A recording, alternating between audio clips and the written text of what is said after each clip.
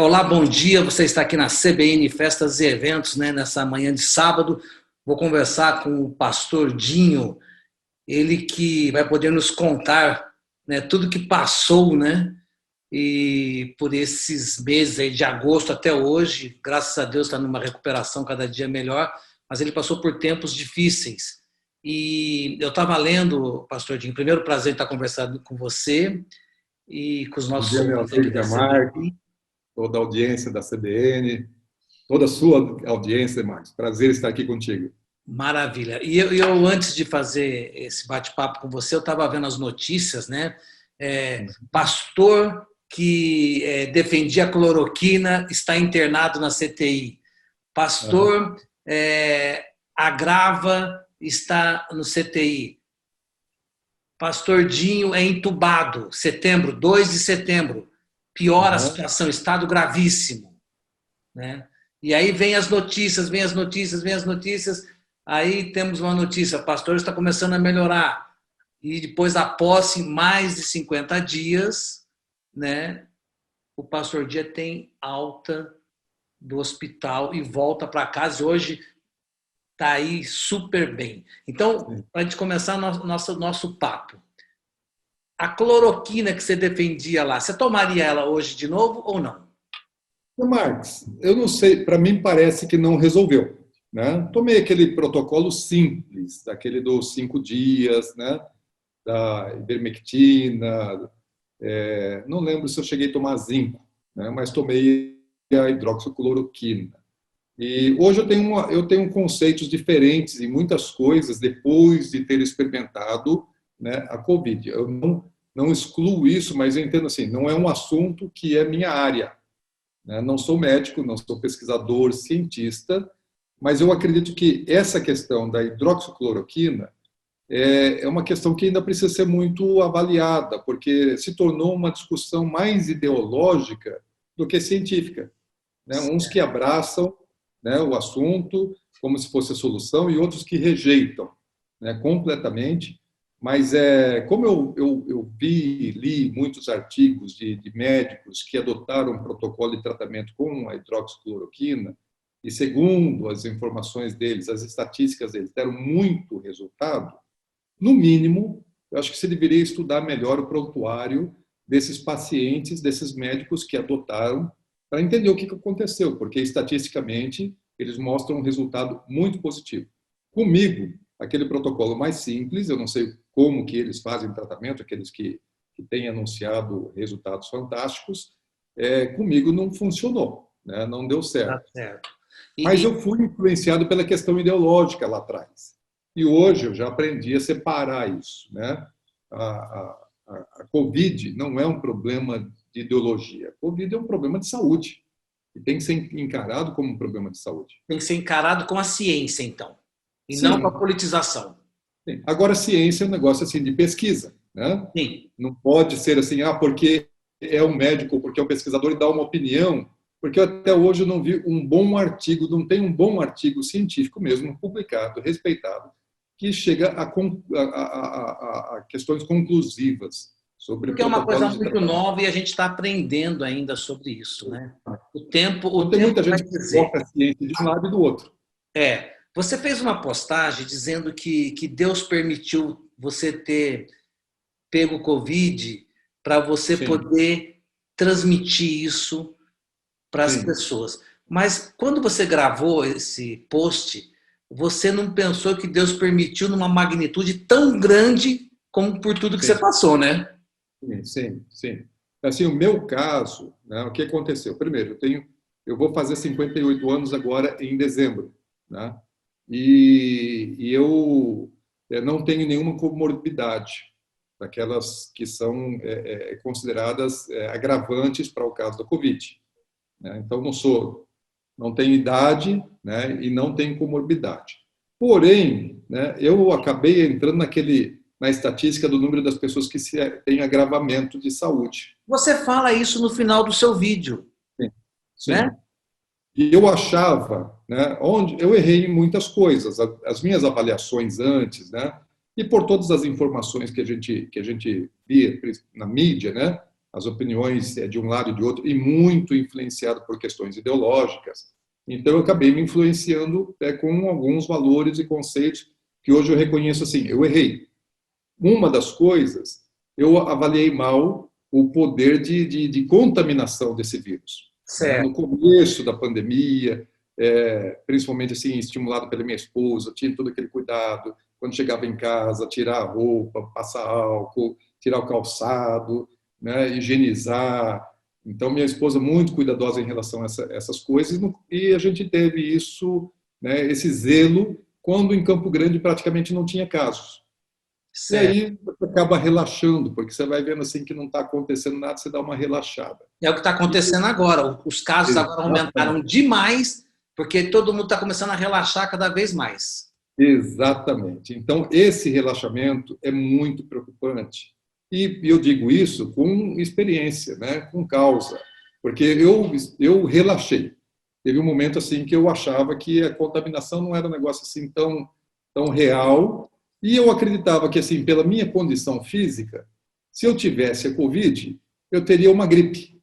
Né? Qual era a minha preocupação, Zé Marques? Poxa, eu vou ter que ficar isolado 15 dias. E eu sou um cara muito ativo, muito dinâmico. Falei, eu não tenho tempo para ficar isolado 15 dias. Achando que Certo. vou ter um resfriado, vou ter uma gripe e vou sair fácil disso aí. Não vou nem para o hospital, não vou internar, vou ficar em casa, isolado, num quarto. Né? E a minha preocupação era perder tempo. E E não como foi é isso que que foi? aconteceu. E como é que foi quando você falou, puxa, eu estou com Covid, mas eu vou tratar aqui em casa, que você viu que o negócio começou a agravar e que você foi para o hospital, você tinha consciência disso e que você conseguiu acompanhar o agravamento do teu caso? Sim. Meu primeiro sintoma foi uma leve dor nas costas. Mas até então você não associa isso a uma possibilidade de estar com Covid, né? Então teve um dia que eu comecei a sentir uma dor nas costas, mas assim nada grave. E aí, só que no dia seguinte deu uma febre, não alta, fiz uma febre leve e deu diarreia. Eu falei, opa, peraí, eu estou com dor. E a dor ainda permaneceu no dia seguinte. E agora fiz febre e deu diarreia, fui testar, né? E deu positivo. Aí eu comecei a cuidar, né? Em Tomei casa. o kit, né? Certo. Durante 5 dias, mas nesse período dos 5 dias eu fui rebaixando, né? De enfraquecimento, cansaço, e eu retardei minha internação. Eu que sou uma pessoa que defendia sempre o tratamento precoce, o homem tem esses problemas, né?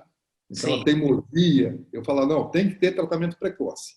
Mas aí eu poderia ter internado, né, num determinado dia que eu dei uma rebaixada um pouquinho assim na minha saturação. Não foi uma queda grande na saturação, mas eu estava acompanhando isso. E quando chegou a 93% de saturação, eu fui no Hospital da Unimed, fiz alguns exames, gasometria, o médico queria me internar, minha filha é médica, queria me internar também, e eu relutei. Né? Eu falei, não vou internar, vou tratar em casa, vou ficar bom, Você não estava vou... tratando também com um médico do Nordeste, né? Se eu não me engano. Estava me acompanhando, fazer consultas online, então ele estava acompanhando meus exames, pedindo exames, esse tipo de coisa, né? E eu acreditei que eu conseguiria vencer com um tratamento um pouquinho mais tranquilo dentro de casa. Mais light, mais light. Então não quis internar quando a minha filha queria me internar e o médico também que me consultou no Hospital da Unimed queria me internar, e eu voltei 3 dias depois já bem pior, né? Já com muito mais cansaço.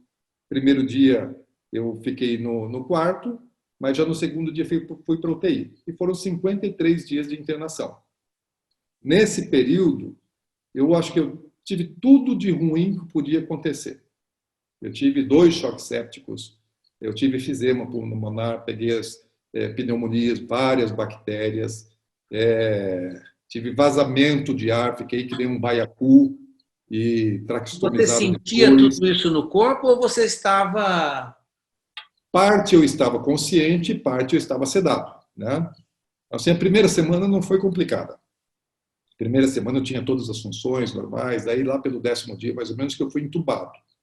E aí, assim, rebaixei muito, né? Chegou um ponto, meu amigo, que, assim, todos os médicos, eu tenho, assim, muitos amigos médicos e muita gente que estava acompanhando, buscando notícia, acompanhando meu prontuário, e para a medicina, assim, era um milagre. Entre eles A chegaram à gente conclusão. recebia no Whats, todo dia recebia um informe. E os informes Sim, sempre grave, grave, piorou. Cara, eu bastante, falei, meu Deus. bastante. Todas as pessoas que chegaram no estado que eu cheguei, assim, eles não tinham mais o que fazer para mim, né? Se esforçaram, fizeram tudo o que era possível. Cheguei a tomar Nora, 50 de Nora dobrado, isso aí bloqueia praticamente o rim, para manter, tentar manter vivo, né? O meu tratamento foi assim, bastante radical para poder me conservar vivo. Mas chegou um ponto que eles falaram, não tem mais o que fazer, né? E você tinha consciência desse momento ou não? Nesse tempo, Você sabia, né? assim, eu posso morrer? Opa, com certeza. É? Sim, sim. Antes de eu ser entubado, eu tive uma conversa com o médico, né? Quando ele Ah, veio me dizer que eu seria entubado. Eu não lembro os detalhes dessa conversa, porque algumas coisas assim me fugiram à memória. Eu tenho recordação de muitas coisas antes, durante, mas algumas coisas assim fugiram detalhes. Mas eu tive uma conversa com o médico e eu disse para ele o seguinte: faça tudo o que você tiver que fazer. Tente me trazer de volta. Mas se não der certo, tá tudo bem, eu porque eu estou sei para onde pronto? eu vou. Eu sei para onde eu vou, né? Ah, Eu sou uma pessoa que tem convicção de eternidade, de vida eterna. E eu me preparo para isso.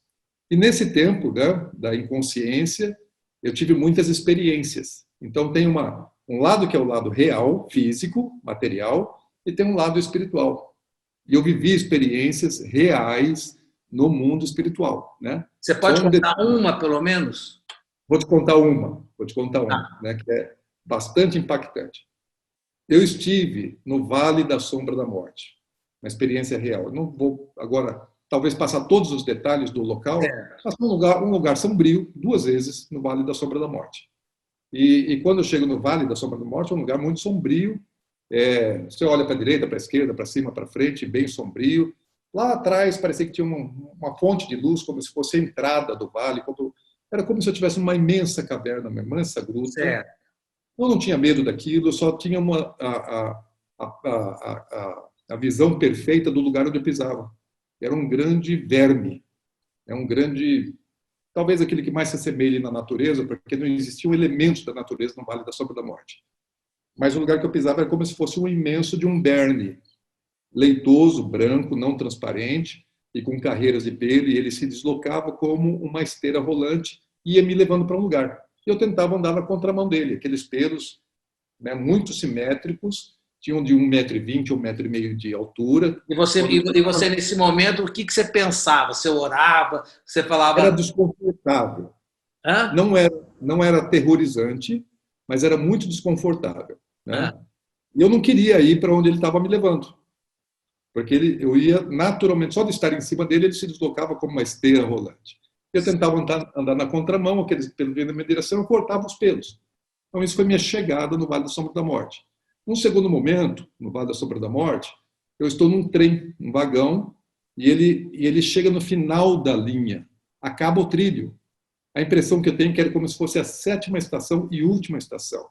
Eu desembarco dessa estação, do trem, e já quando eu desembarco para o lado esquerdo, já estou em cima daquele verme gigantesco, aquele berne certo. gigantesco. Só que agora ele não está em movimento, agora ele está parado. E eu olho para frente e daí eu tenho uma percepção melhor do ambiente. Por quê? Lá à minha frente tem uma luz, né? Aqui ainda é sombrio. Tem um vagão parado à minha direita, estou em cima daquele bicho, né? Parece que ali era o fim da linha também para o bicho, ele teria que ir dali, ele retorna. E lá Certo. na frente eu vejo assim, tem uma luz, como se fosse assim um final de uma grande caverna. E lá mais à frente ainda, já no limpo, na luz, tem um outro ponto de luz muito forte, muito brilhante. E eu tive discernimento que ali era uma outra estação. E aquela estação era uma estação que entrava para a eternidade. E eu sou uma pessoa de fé, que acredito na eternidade, me preparo para a eternidade, estou pronto para a eternidade, né? E a minha Por isso que você inclinação não era ir. teve medo, então. Nenhum, nenhum, porque eu me preparo para a vida eterna, né? Essa vida aqui ela é passageira. E aí eu Certo. olhava para aquele lugar e ele me atraía, eu queria ir, porque eu sabia que ele ia entrar na eternidade. Só que para ir àquele lugar, o vagão não me leva, o trem não me leva e o bicho não me leva. Eu tenho que ir com minhas próprias pernas. Mas é uma jornada de meia distância. Poderia tranquilamente chegar lá, bastava eu atravessar o vale para o lado esquerdo e prosseguir em linha reta até chegar naquela estação. E nessa experiência, o seu físico estava com saúde? Normal. Você estava normal, não sentia nada? Normal. Normal. Normal. Nisso, o que havia acontecido? No mundo real, eu tinha sofrido meu segundo choque séptico. Isso aconteceu quando todo mundo achou que eu ia morrer. Eles marcaram a data da minha morte. Ela aconteceria num final de semana, de um sábado ou no máximo no domingo. Que é assim, não passa disso. Certo. Então, chegaram a declarar, falaram, não passaria daquele final de semana. Eu morreria naquele final de semana. E no mundo espiritual eu estava vivendo essa experiência. Só que quando eu olho para lá, eu quero ir. Mas me veio o discernimento. Eu precisava ir com minhas próprias pernas e eu podia decidir se eu ia ou se eu voltava.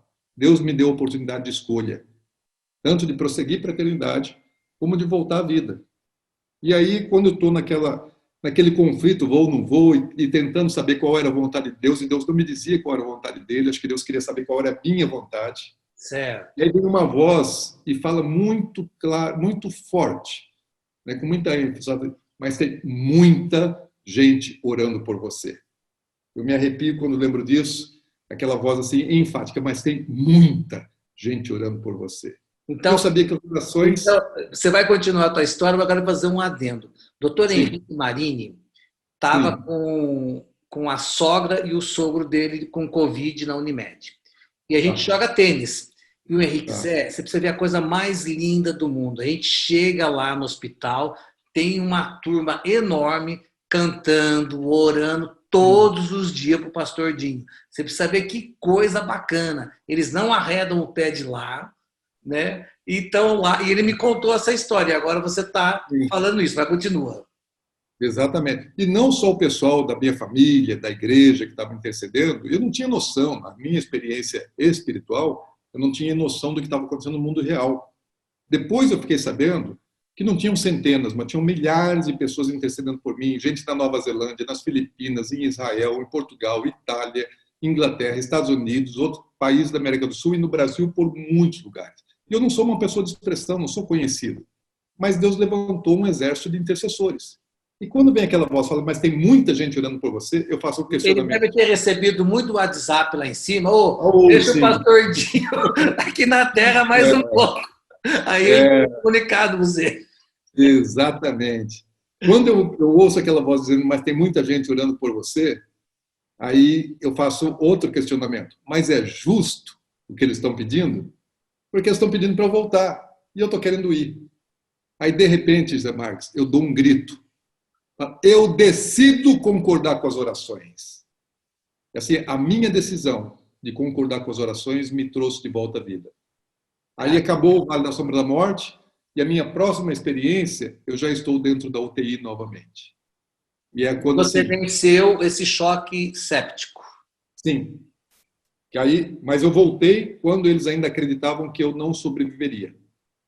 E aí, assim, eu tentava contactuar com a equipe, né, do cuidado dentro da UTI, tentando mostrar para eles que eu estava vivo e que eu ia viver. O primeiro técnico de enfermagem que chega perto de mim, eu tento dizer para ele assim, eu estou vivo, só que eu estou traquetomizado, tentando falar e ele não conseguia ler meus lábios, né? Não conseguia verbalizar.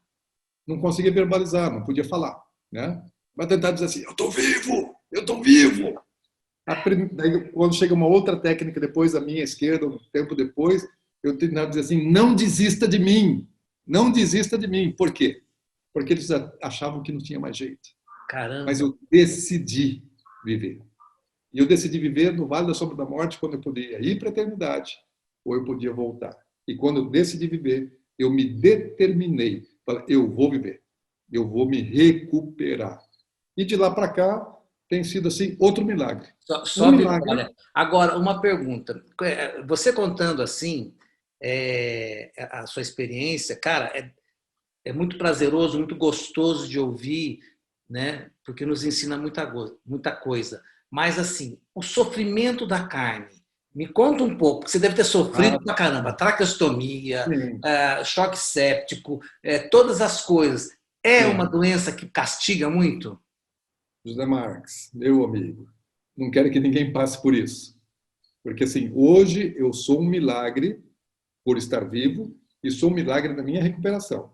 Aquilo que os médicos diziam que levaria no mínimo 2 meses de evolução, eu fiz em 2 semanas.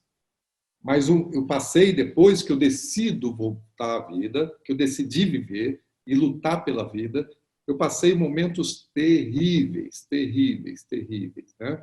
Assim, tanto na questão da respiração, a falta de ar, a necessidade da sustentação por uma respiração mecânica, muita secretividade, secretivo, secretivo, secretivo, tinha que fazer aspirações constantes, é, eu ficava assim, às vezes, horas com tosse intermitente e tossir com um traque, é um negócio muito esquisito também, porque você E não isso não te consegue... abalou mentalmente? Me deixou um pouco ansioso, né? Não me deixou assim abalado emocionalmente, não fiquei com nenhum tipo de trauma emocional, não fiquei rebaixado emocionalmente, né? Não fiquei depressivo, mas eu ficava ansioso porque eu sabia que eu saía dali. Eu sabia que eu ia ficar bem, eu sabia que eu ia me recuperar, mas foi um processo, dentro da UTI, um processo lento, 53 dias total da minha internação, né? Então, foi um processo de recuperação bastante lento, de desmamar de toda a medicação, da adrenalina, de remédios 100 vezes mais fortes do que morfina, que me sustentou, Hoje né? você Mas toma remédio ainda? não, praticamente nada, né? Ainda estou tomando um pouco de corticoide, porque a recuperação do pulmão é um negócio muito gradativo, muito lento, né? Com Sim. a Covid. Clinicamente, estou muito, muito, muito bem, né? Mas, assim, os exames ainda falam assim, tem que cuidar, tem uma área significativa do pulmão comprometido, então você não pode facilitar com isso. E isso qualquer pessoa que tenha um pouco de agravamento com a Covid. Força, estou recuperando bastante, Alguma mas, assim, sequela, olfato, nada, paladar? nada, absolutamente nada. Mas eu perdi 1/3 do meu corpo, né? Eu entrei Você no perdeu 30 quilos, né? 1/3 do meu corpo, evaporou 1/3 do meu corpo. E agora eu estou recuperando isso, tentando não recuperar com massa gorda, mas com massa magra, né? Dá trabalho, amigo, você sabe disso, né? Que é Não é bem fácil. melhor. Engordar é fácil. É verdade, que é bem melhor. Ter a massa magra não é fácil. E você acha que se você não tivesse fé e determinação, a gente não estaria batendo esse papo aqui hoje? Estaria longe. Porque eu fico Assim, assim, quando eu te liguei, né, para a gente combinar essa entrevista, eu falei para você, eu tenho vários telefones, né, números de sim, telefones no meu telefone, que hoje, se eu exatamente. ligar, não atende mais. São amigos que partiram, Eu né, também, por causa dessa doença. eu também. E assim, o que isso me faz refletir muito, e a gente que acaba sendo formador de opinião, a gente tem uma responsabilidade muito séria em relação a isso. Porque as pessoas não conhecem, não entendem, e às vezes, principalmente o mais jovem, aquele não vai realmente ter nada. Só que ele pode ser portador do vírus para uma pessoa que pode vir a óbito, né? Pode ter Uma uma pessoa que é da família dele, uma pessoa que ele ama, né? festinha de aniversário, às vezes, né? Uma reunião de aniversário, se uma pessoa chega lá e está contaminada, pode ter uma pessoa mais idosa, com algum tipo de comorbidade, contrair o vírus. E para quem está ali cheio de saúde, pode não ter nem sintomas suaves ou até nem sintoma. Mas para o outro que contrair, né, pode agravar. E como a gente tem tantos amigos que partiram, tem quantas pessoas que poderiam estar vivas hoje? Sim, Né? E já verdade, foram. Já verdade. foram. Né? Por quê? Porque contaminaram. Eu também contaminei por um descuido. Né? Eu acho que nós temos que usar nosso poder de formação de opinião, de influência, para trazer consciência. É necessário cuidar. O vírus está aí, Quando você não fala tem controle. descuido, é não usar máscara, não limpar as mãos com álcool, ter uma proximidade com aglomerações, é isso? Exatamente. Todos esses cuidados de biossegurança são importantes. Né? Eu não sou a favor de lockdown, né, porque me parece que isso não funcionou em lugar nenhum. Só quebra a economia, traz um monte de outros problemas, né? E felizmente aqui nós em Campo Grande não precisamos ter lockdown, mas eu sou a favor de todo o cuidado, até do distanciamento, né? Você fazer higienização, está em público, use a máscara, né? É desconfortável. Agora, para mim, por exemplo, que já tive Covid, hoje não, nem transmite nem sou contaminado agora, né? Certo. Mas eu preciso dar exemplo. Eu preciso ser exemplo para os outros. Então, eu saio de casa, eu vou sair de casa, vou colocar máscara, vou dar bom testemunho disso aí, né? Tem que ser exemplo para as outras pessoas, porque eu não quero que ninguém passe pelo que eu passei. Mas, voltando à sua pergunta, se eu não tivesse determinação, eu não estaria aqui. Se eu não tivesse fé, eu não estaria aqui. E se as pessoas não estivessem orando por mim, eu não estaria aqui. Então, hoje, sempre criei no poder da oração, mas hoje eu creio muito mais. Eu estou vivo, porque muita gente orou por mim. Olha aqui. Mas foi o que você plantou, né? E foi o que você colheu. Essas orações, as pessoas que estão orando por você, que gostam de você, é a sua plantação, né? Exatamente. Eu tive muitas outras experiências nesse tempo, vou ter a oportunidade de compartilhar, né? Não, você vai ter que escrever um livro, né? Já tem o título do livro, Desistir Jamais. Olha aí. Desistir jamais. Tem muita coisa nesse sentido assim de fé, da oração e da determinação. O pastor Dinho, a gente está caminhando para o final da nossa entrevista, mas eu queria que você falasse uma coisa. É que Deus pegou um caboclo meio preparado, né? Que seja meio preparado com fé, determinação e também preparado para a vida eterna. E o cara que não está preparado, como é que ele enfrenta isso? Ele pode se preparar durante a doença? Vai ter chance ou não? Eu acho que todos nós temos que levar a sério, né? Quantos amigos nossos, né, que estavam vivendo uma vida tranquila, saudável, esse vírus, quando pega, assim, um dia você tem 20% do seu pulmão comprometido. No dia seguinte, você já tem 50%. E daí, no outro dia, você já tem 80%. Então, é muito a evolução no pulmão, e depois vem essas bactérias oportunistas, né? O problema que te mata não é o vírus. O que te mata depois são as bactérias oportunistas que pegam um pulmão debilitado. Mas quantas pessoas, né, que hoje, nossos amigos não estão mais aqui, que tinham sonhos, projetos, se prepararam para coisas daqui nessa vida, e que são sonhos que não vão mais se cumprir, né? E muitos deles talvez não tenham se preparado para a eternidade, que é uma coisa real para todo mundo. Nós não sabemos quais são os projetos e sonhos que nós vamos conseguir viver, realizar nessa vida, mas todos nós vamos passar para uma vida eterna. Então, e como se preparar para a eternidade? Tem que se preparar. Só tem um caminho. Só tem um caminho, né?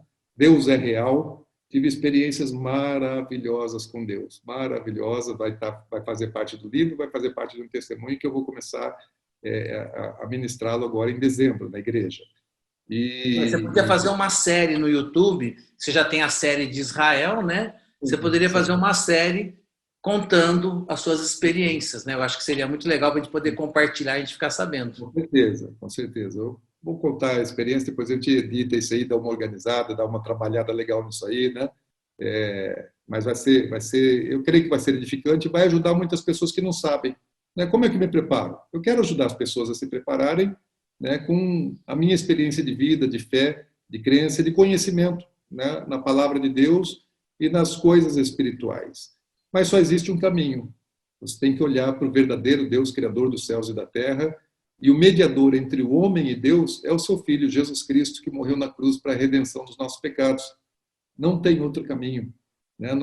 Boas obras não salvam, sacrifícios não salvam, porque o preço da salvação é tão elevado que, por mais que eu faça, mesmo que eu dê tudo da minha vida, é insuficiente para pagar esse preço.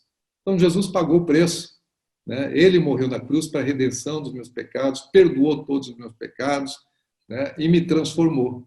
Eu sou um testemunho, né, de uma pessoa que não tinha destino na vida e que, ao conhecer Jesus Cristo, tudo foi mudado, transformado. Eu sou uma pessoa transformada por Cristo, né? E hoje eu tenho muita convicção de aonde eu vou passar a vida eterna. E eu não tinha Você já esteve perto lá, né? Você já viu de perto. Coloquei o pezinho do lado de lá. Assim, eu tive com um pé de lá e o outro no sabonete. Você esteve perto, pode escolher. Mas, quero agradecer a entrevista. Estou feliz, né, porque você está forte, saudável, podendo passar agora mais mensagens para as pessoas, né? Não só a mensagem para se cuidar aqui na vida terrena, mas também para se cuidar espiritualmente e para se preparar para a vida eterna, porque como você falou, e é verdade, a vida ela é muito ligeira, muito passageira e muito rápida. Deus me deu a oportunidade de viver novamente. E eu decidi que eu vou gastar minha vida para poder ser vividas, para poder abençoar pessoas, né? Esse é o meu projeto. Eu quero chegar lá com mais galardão. Quero chegar lá assim, olha, eu me esforcei, dei o meu melhor. Sua responsabilidade aumentou agora, porque ele deu um bônus para você, né? Então... Exatamente. E a Bíblia diz assim, a quem muito é dado, muito será cobrado. Então, vou tentar honrar, né, essa oportunidade que Deus me deu de viver mais tempo aqui, poder ser útil, para poder ser bênção para a vida de pessoas. Não tenho sonhos, Maravilha. Projetos, assim, coisas desse mundo não me pegam mais, não me prendem mais. Não pegava antes, agora muito menos, né? Eu não tenho ambições passageiras. Eu falo que eu sou o cara mais ambicioso que eu conheço, porque as minhas ambições são para a eternidade. As passageiras vão acabar. A da eternidade vai durar para sempre. Então, eu estou focado lá e quero poder ser útil, né, para as pessoas que eu conheço e para as pessoas que eu não conheço, ajudando elas a... Tem previsão quando você volta para a igreja? Sim, já marquei o meu retorno. Dia 2 de dezembro, numa quarta-feira, eu vou dar o meu testemunho e vou repetir no dia 6 de dezembro, domingo de manhã e domingo, final da tarde, às 18 horas. Quarta-feira, 19 horas. Mas você já está com esse gás todo assim para fazer 2 num dia só? Como gás, meu irmão. Estou aqui, ué. Maravilha, então. Meu jovem, muito obrigado pela entrevista. Está chegando o nosso tempo final aqui na rádio. Mas a gente vai bater mais papo para frente aí, tá bom? Legal, amo você. Maravilha. Deus te abençoe, Deus abençoe toda a sua audiência. Deus é amor, Deus Maravilha. É real, Deus é verdadeiro e Deus é abençoador. Obrigado. Então vamos ficando por aqui e volto no próximo sábado com mais um entrevistado aqui no CBN Festa Eventos. Um grande abraço e até lá. Beijo a todos. Beijo, valeu.